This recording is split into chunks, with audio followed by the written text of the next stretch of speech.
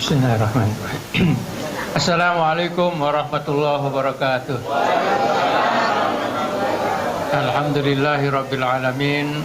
Wassalatu wassalamu ala sayyidil mursalin sayyidina wa habibina wa qaidina wa maulana Muhammad wa ala alihi wa ashabihi ajmain.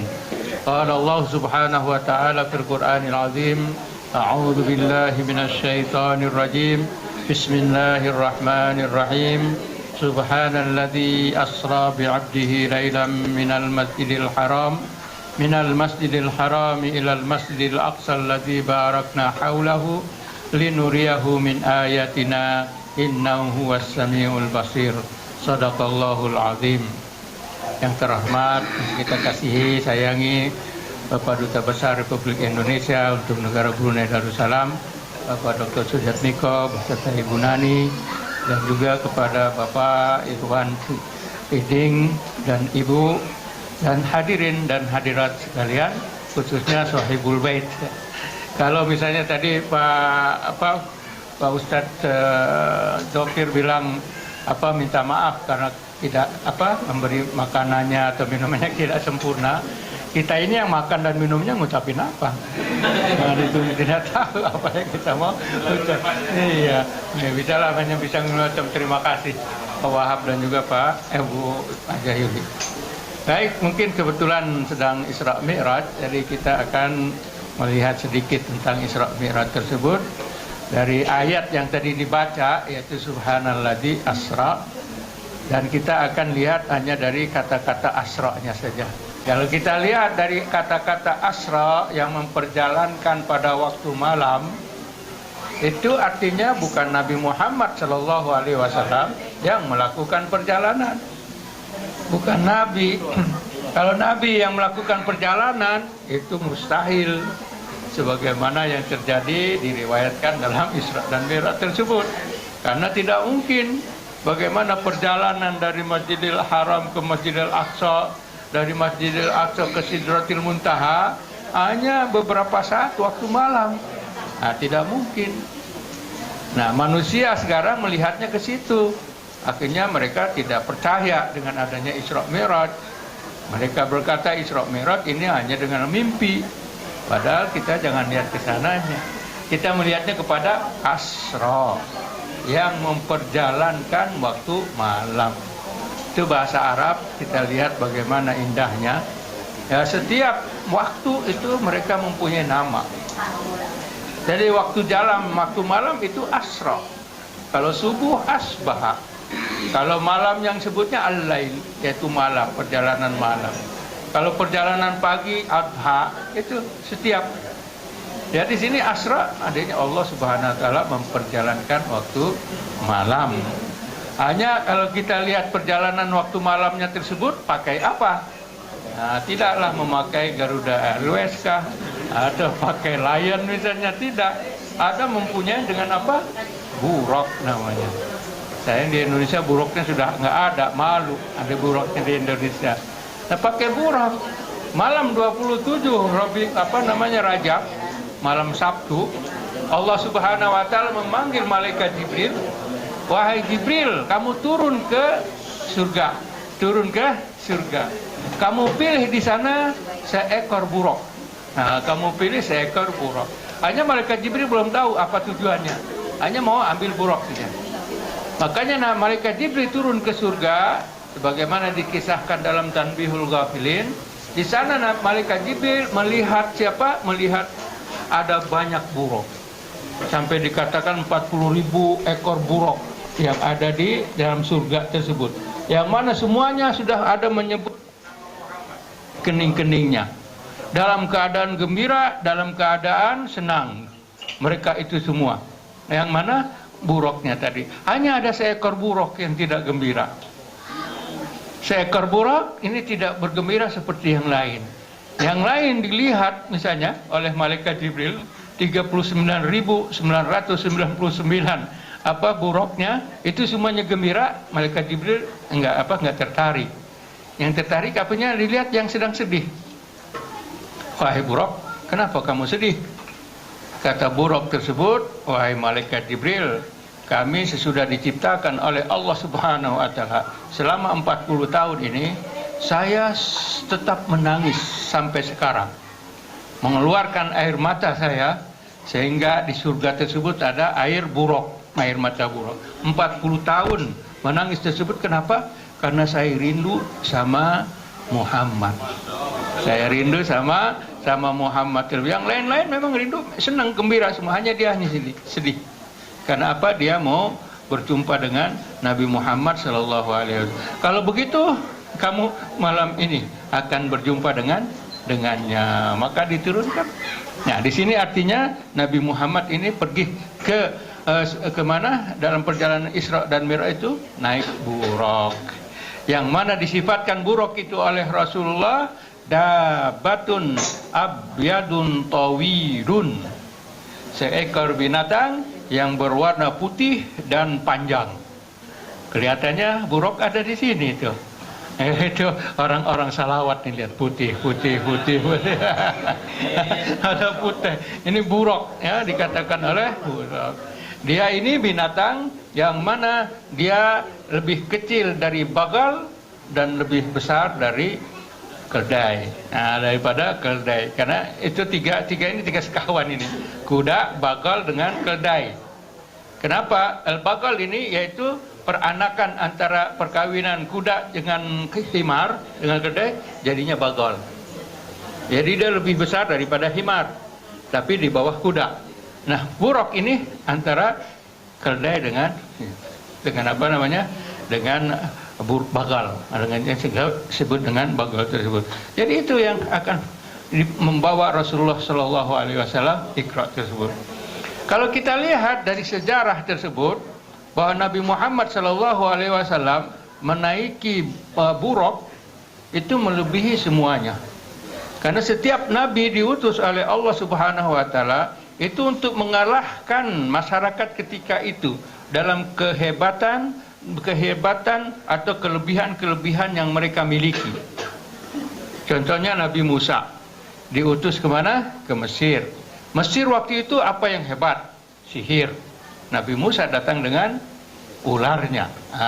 Kalah orang-orang. Nabi Yusuf ketika datang ke Mesir ketika itu, orang-orang Mesir semua dalam kehebatannya, signifikan kehidupan mereka adalah pintar menafsirkan mimpi. Pintar menafsirkan mimpi. Akhirnya diutus Nabi Yusuf. Yusuf lebih hebat mimpinya. Ketika raja bermimpi, semuanya tidak ngerti. Tapi Nabi Yusuf bilang, tazra'una sab'a sinina da'aba. Kamu semuanya menanam selama 7 tahun. Hebat. Yang lain nggak bisa mengartikan mimpi raja tersebut. Nabi Yusuf bisa. Zaman Nabi Isa kehebatan ilmu kedokteran. Hebat dalam zaman Nabi Isa. Tapi Allah mengutus Nabi Isa. Yang mana Nabi Isa bisa menyembuhkan penyakit-penyakit yang susah. Bisa menghidupkan yang mati. Atas izin Allah Subhanahu wa ta'ala. Itu lebih hebat lagi kedokterannya.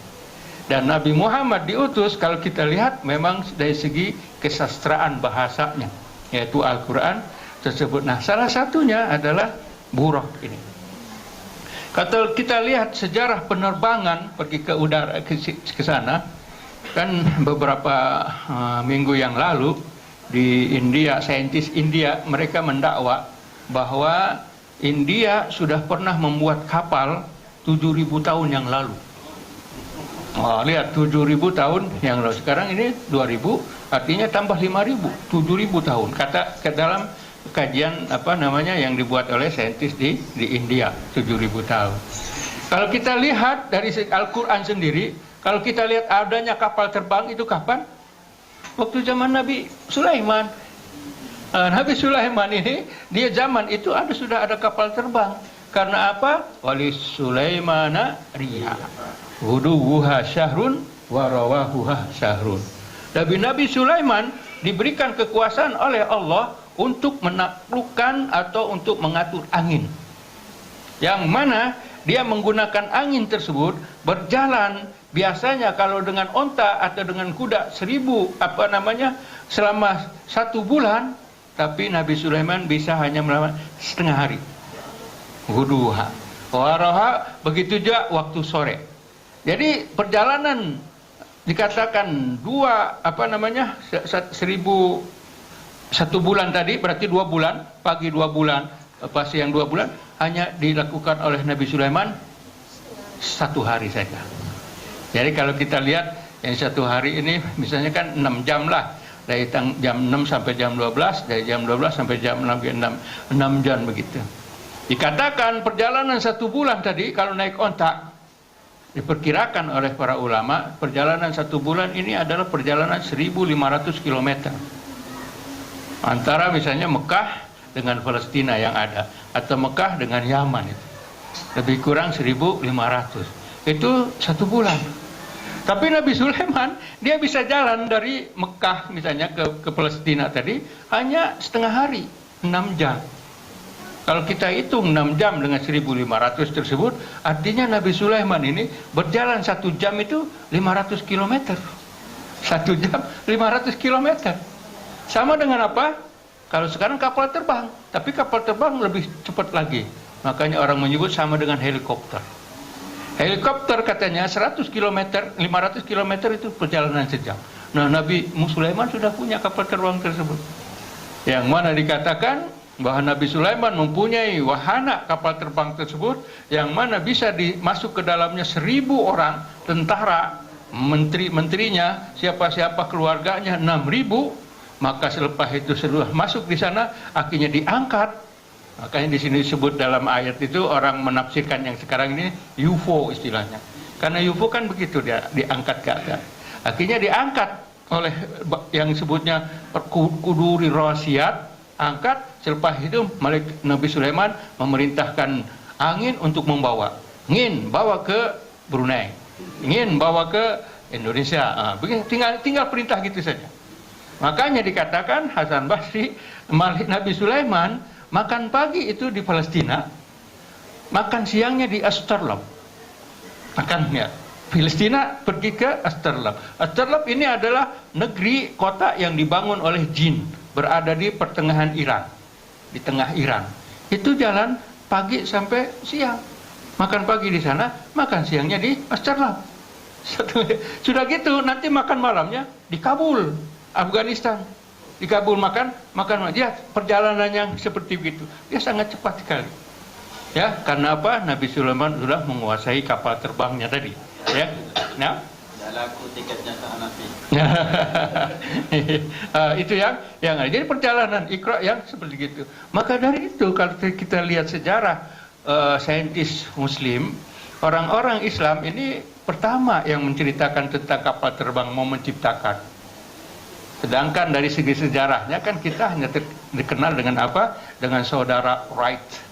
Saudara Wright itu adalah yang pertama kali menciptakan kapal terbang tahun 1903. Nah, ya, kapal terbang yang dibuat oleh Wright brother ini, ya disebutkan di Amerika Serikat. Padahal sebelum itu saintis Muslim sudah berbuat, seperti gitu. Yang mana kita kenal saintis Muslim tersebut adalah Abbas bin Farhas bin Wardas At-Tarkiti. Nama dia Abbas bin Farhas. Bukan disebutkan sebagai orang yang pertama mencoba untuk menciptakan kapal terbang. Dia ini lahir tahun 810 Masehi dan meninggal dunia tahun 887, 77 tahun. Ketika dia berada di Baghdad, di istana dia mencoba untuk terbang dengan menggunakan sayap. Karena apa? Karena mengikuti burung. Dia kok burung bisa terbang, kenapa kita tidak bisa terbang? Akhirnya dicoba dengan itu. Dia mendahului Al-Mattaq, yaitu saintis Inggris yang mana pada tahun 1000 dia menciptakan juga, tapi tidak berhasil. Ya kan 200 tahun, 800, yang ini 1000, tahun 1000. Dan dilanjutkan oleh Wright 1000 tahun kemudian, 1903. Nah, kita lihat perjalanan tadi. Karena kita melihat ke langit tersebut, tidak bisa kita akan menembus langit. Kecuali dengan apa? Dengan wahana tadi. Nah, disinilah lihat bagaimana Rasulullah SAW melebihi semuanya. Melebihi semua dengan naik ke langit tersebut, tapi tidak pakai apa-apa. Tidak pakai pakaian astronot, Tidak pakai pakaian kosmos apanya yang dari Rusia, tidak. Nabi pakai biasa saja. Dibawa oleh malaikat Jibril naik di mana di buraq tersebut, terus pergi dari Masjidil Haram ke mana? Ke Masjidil Aqsa. Dalam perjalanan tersebut Nabi Muhammad SAW berhenti di mana? Di satu perkebunan kurma. Di pertengah jalan Nabi Muhammad berhenti di perkebunan kurma, berhenti buraq. Nah, selepas itu malaikat Jibril berkata kepada Rasulullah, wahai Rasulullah, sembahyang kamu di sini. Sembahyang Nabi Muhammad di sana. Akhirnya diberitahu ini adalah disebutnya Yasrib. Ya, mau kata Madinah. Ya, nanti jadi Madinah. Sekarang disebutnya Yasrib. Ini Yasrib. Kamu akan hijrah ke sini. Terbang lagi. Baik, pakai apa? Buraq tersebut. Hanya satu loncatan saja. Terbang sampai di kota Madian. Yang mana kota Madian di sini adalah tempat Nabi Musa alaihissalam membantu 2 orang perempuan. Anak daripada orang soleh dan akhirnya menjadi menantu dan istrinya. Jadi di Madian, di pohon. Karena kan diceritakan di dalam Al-Quran, Suma dia pergi ke pohon dan berkata, ini khairun fakir. Saya lemah dalam segi rizki. Akhirnya diceritakan dan menikah dengan salah seorang perempuan di Madian. Di pohon itu Nabi Muhammad berhenti di sana dan malaikat Jibril berkata, sembahyang di sini. Nabi Muhammad sembahyang di sana. Selepas itu terbang ke timur sana. Yaitu kemana? Dilihat oleh Rasulullah SAW di bawah-bawah. Kalau di Madinah tadi kan dilihatnya hijau, pohon-pohon korma. Di tempat yang di Madian ada pohon-pohon yang ada. Ini pohonnya juga masih ada nih sekarang kalau kita pergi kemana? Ke Madian tersebut. Begitu juga pergi sampai satu tempat Rasulullah melihat ini kota, rumah-rumah yang bagus-bagus rumah tersebut. Akhirnya Rasulullah turun di sana dan diperintahkan oleh malaikat Jibril, sembahyang kamu di sini. Selepas selesai, Nabi Muhammad dikatakan ini adalah Bethlehem. Bethlehem tempat lahirnya Nabi Isa alaihissalam. Sembahyang di sana. Selepas selesai baru Rasulullah ke Masjidil Aqsa. Itu perjalanan Rasulullah menggunakan buraq dengan cepat. Nah, kalau yang ada kita lihat sekarang, kalau naik kapal terbang mungkin tidak seperti itu. Malam bisa kita punya kapal terbang sendiri, bisa juga dari Mekah, dari pelabuhan Jeddah misalnya, pelabuhan Jeddah pergi ke mana? Ke Madinah, pergi ke Madinah 1 jam perjalanan. Nanti dari Madinah ke Madian 1 jam lagi. Dari Madian ke Bethlehem nggak sampai 1 jam. Itu berapa jam? Tapi Nabi Muhammad hanya beberapa saat saja dalam perjalanan tersebut sampai ke Masjidil Aqsa. Dan dari Masjidil Aqsa sampai ke langit. Bukan langit yang 7, begitu jauhnya sampai Sidratil Muntaha, di mana di sana tempat berakhirnya urusan bawah dan juga tempat berakhirnya urusan atas. Sidratil Muntaha ini adalah pohon bidara, yang mana dari situ urusan yang dari bawah, langit 7 yang bawah ini tidak akan melepas ini ke atas, dan urusan yang di atas tidak akan turun ke bawah. Di situ Sidratil Muntaha, dan Nabi akhirnya dibawa berjumpa dengan Allah Subhanahu wa ta'ala. Yang itunya tidak ada cerita Nabi sana dengan buraqnya. Itu tidak tahu apa yang ada di dalam kisahnya tersebut. Tapi kisah buraq tersebut dibawa ikut bersama dengan Rasulullah sallallahu alaihi wasallam. Dan malaikat Jibril ketika membawa Rasulullah sallallahu alaihi wasallam itu dalam badannya bukan badan asli. Badannya adalah badan menyamar seperti manusia. Karena kan dia membawa Nabi Muhammad. Nabi Muhammad manusia biasa. Nah, malaikat Jibril kalau dengan bentuk asalnya yaitu dari ufuk dunia kelihatan. Begitu besarnya dengan 600 sayap, 300 kanan, 300 kiri. Kalau misalnya dalam bentuk aslinya membawa Nabi Muhammad tidak balance. Ya kan, Nabi Muhammad kecil, malaikat Jibril besar. Kalau dibawa kan nanti seperti apa begitu. Nah, di sini malaikat Jibril dia menjelma seperti manusia biasa. Di sana disebutkan ada 3 orang malaikat, yaitu Mikail dan malaikat Israel, bertiga yang mengawal Nabi Muhammad sallallahu alaihi wasallam sehingga masuk ke langit yang pertama. Ketika diketok langit yang pertama, dijaga oleh malaikat Ismail, nama malaikat penjaga di langit pertama. Ketika membuat salam, akhirnya ditanya siapa di sana, dijawab oleh malaikat Jibril. Kata Jibril, nggak kenal malaikat Ismail. Karena apa? Berbentuk manusia. Kalau berbentuk asalnya, malaikat Jibril bentuk asal dengan 600 sayapnya tadi, malaikat itu pasti kenal. Kan dia pemimpinnya itu. Maka dilihat malaikat Jibril datang, "Hei Jibril, ketua, siap." Kalau balik, tapi ini dalam bentuk manusia, nggak kenal. Makanya dikatakan siapa itu? Jibril. Oh Jibril. Siapa bersamamu? Muhammad. Awaqad ursila ilaihi, apakah dia telah diutus untuk menjumpai Allah? Karena selama ini langit itu menunggu Nabi Muhammad datang. Nabi Muhammad akan datang ke langit, itu ditunggu oleh penghuni langit selama ini, dari penciptaan langit dan bumi. Yang mana kisahnya itu adalah kisah antara, disebutkan kisah antara langit dan bumi gitu ya.